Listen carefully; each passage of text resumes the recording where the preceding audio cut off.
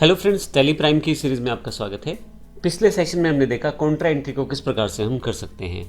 आइए इस सेशन से शुरू करते हैं, परचेज एंट्री को किस प्रकार से हम कर पाएंगे। देखिए हमारे पास यहाँ पे एक परचेज वाउचर है जो 1/4 को यानी कि 1 अप्रैल 2021 को कटा है। Purchasing goods from CNC and company for a value of 7,000 rupees. 7,000 रुपये की परचेज़ हमने की है CNC एंड कंपनी जो हमारे क्रेडिटर्स हैं उनसे किया है। तो इस तरह से ये जो वाउचर टाइप रहेगा परचेज़ रहेगा। उसकी नेक्स्ट जो डेट है उसमें हमने कैश परचेज़ किया है गुड्स को। Purchasing goods cash for value 8,000 रुपये की जो परचेज़ की है वो हमने कैश की है। दोनों एंट्रीज किस तरह से डिफरेंट होंगी, एक हमने उधार की है, एक हमने कैश की है। पहले वाली जो एंट्री है जिसमें पार्टी का नाम है वो उधार है। Purchasing goods from CNC and company for a value of 7,000 रुपये की जो परचेज़ हमने CNC कंपनी से की है, ये जो वाली जो एंट्री है ये उधार है। तो आइए देखते हैं सबसे पहले इस एंट्री को हम टैली में किस प्रकार से कर सकते हैं। मेरे पास गेटवे ऑफ टैली ओपन है। यहाँ से मैं वाउचर्स को क्लिक कर देता हूँ। वाउचर्स में जो लास्ट वाउचर मैंने यूज़ किया है उसकी इन्फॉर्मेशन यहाँ अपने आप आ जाती है, या एक तरह से कह दूँ वो अपने आप यहाँ पे लोड हो जाता है। तो देखिए अकाउंटिंग वाउचर क्रिएशन स्क्रीन में परचेज लास्ट टाइम मैंने किया है तो इसलिए परचेज़ है। अगर आप यहाँ से चेंज करना चाहें तो बड़ी आसानी से आप चेंज कर सकते हैं। अब यहाँ पे परचेज़ वाउचर ओपन करने के लिए आप केवल परचेज़ पे क्लिक कर दें तो भी ओपन हो जाएगा। F9 शॉर्टकट की है, इसका प्रयोग भी आप कर सकते हैं। मैं यहाँ परचेज़ वाउचर को क्लिक करता हूँ तो देखिए फिर से अकाउंटिंग वाउचर स्क्रीन पे मेरे पास परचेज़ वाउचर जो है अवेलेबल हो गया है। अब यहाँ पे हमें कुछ डिटेल्स फिल करनी है जिसके द्वारा हम परचेज़ की एंट्री कर पाएंगे। तो हमने देखा था कि जो हमारी पहली एंट्री है वो उधार की एंट्री है जिसमें CNC एंड कंपनी से हमने 7,000 रुपये की गुड्स खरीदी हैं।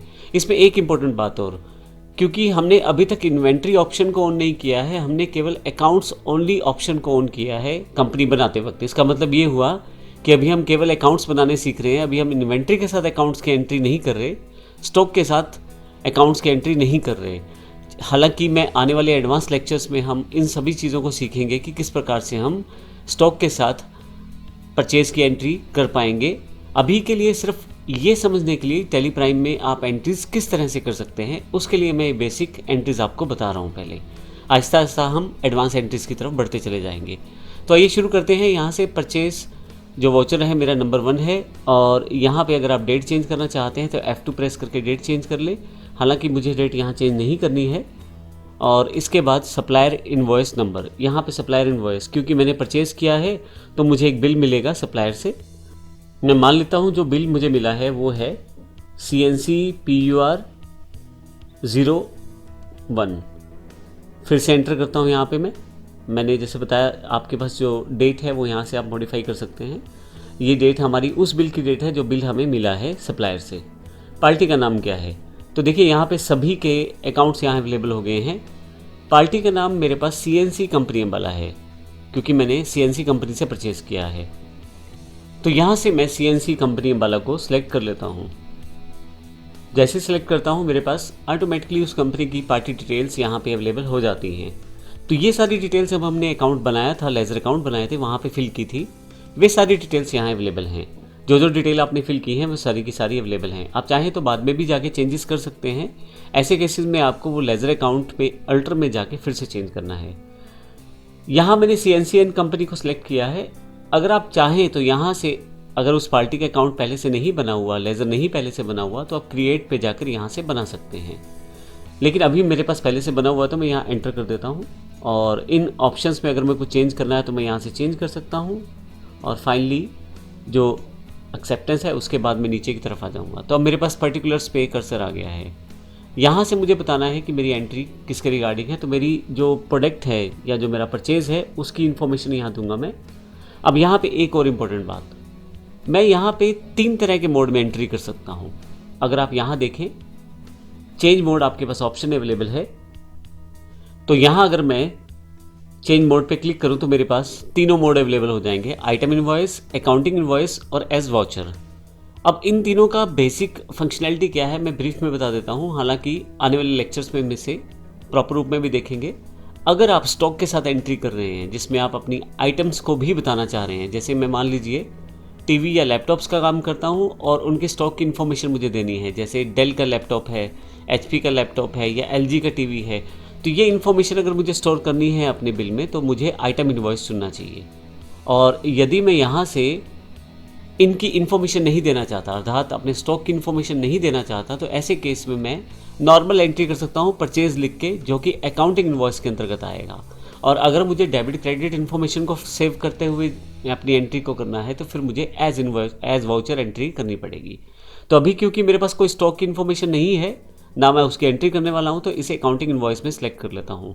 मैं फिर से बता देता हूँ, आने वाले सेशन में हम इसे और अच्छे से समझेंगे। एक साथ सारी इन्फॉर्मेशन देना मुश्किल हो जाता है टैली में, काफ़ी सारे ऑप्शन साथ साथ आते रहते हैं।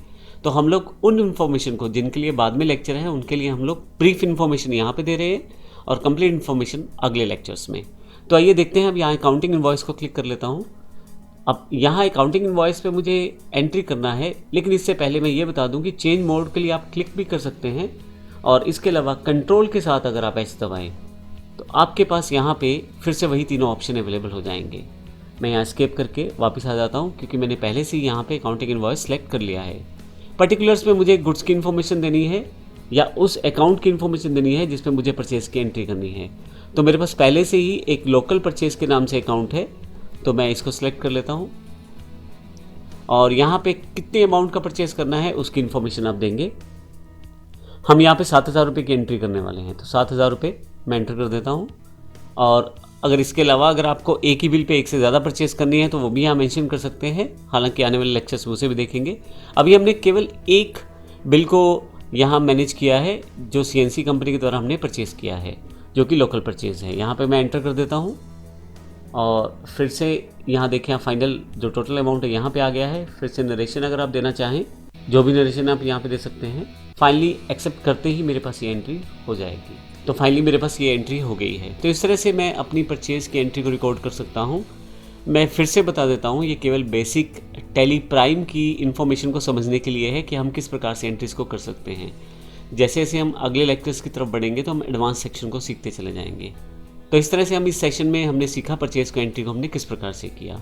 अगले सेशन में फिर से परचेज़ की एंट्री करेंगे, लेकिन अब की बार नेक्स्ट टाइम हम कैश परचेज़ की एंट्री करना सीखेंगे। धन्यवाद।